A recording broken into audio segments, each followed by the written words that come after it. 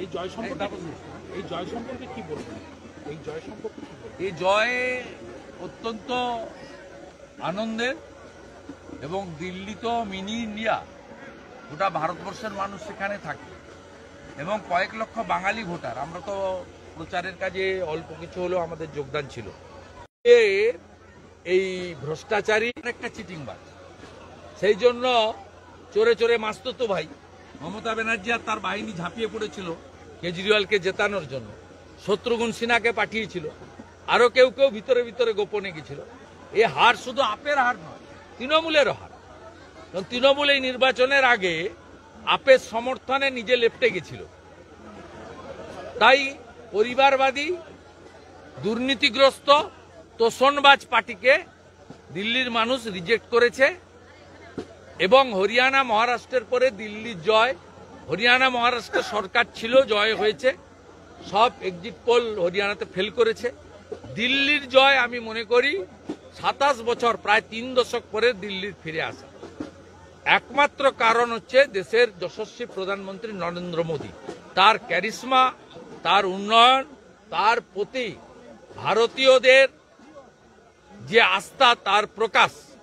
আর যে হিন্দু সনাতনীরা ভোট দিতে বেরোতো না, তারা মহারাষ্ট্র নির্বাচন থেকে বিপদ বুঝে তারা ভোট দিতে বেরোচ্ছেন। সেই কারণে এই জয় সুনিশ্চিত হয়েছে। মহারাষ্ট্রে 19 সালে 61% ভোট ছিল, এবারে 66.5 হয়েছে।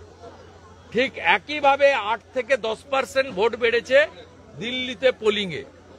বাড়ি থেকে বেরিয়ে ভোট দিয়েছেন হিন্দুরা, সনাতনীরা, সঙ্গে সর্দারজিরা, তারা আমাদের সব ভোট দিয়েছেন।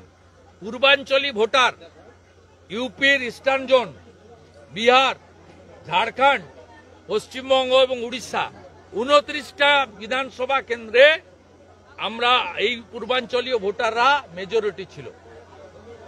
এই 29টার মধ্যে 20টাতেই ভারতীয় জনতা পার্টি জিতেছে।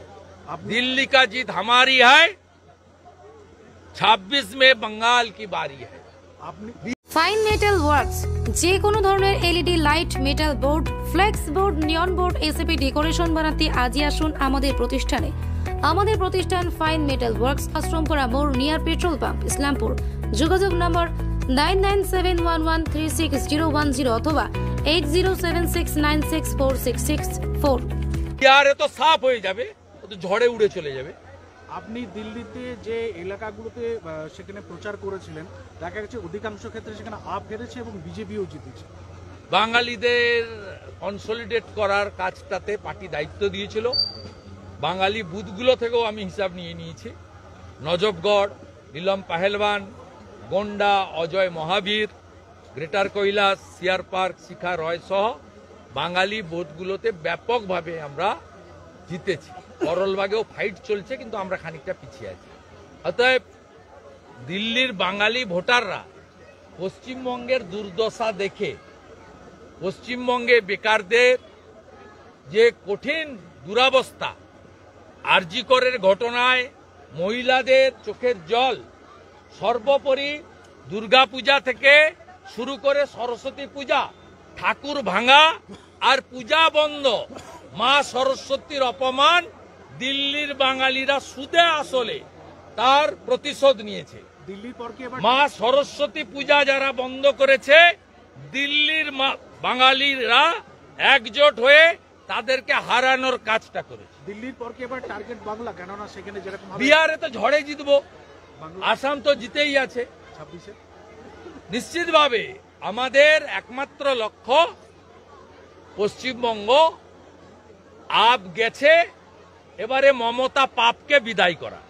দিল্লিতে দাদা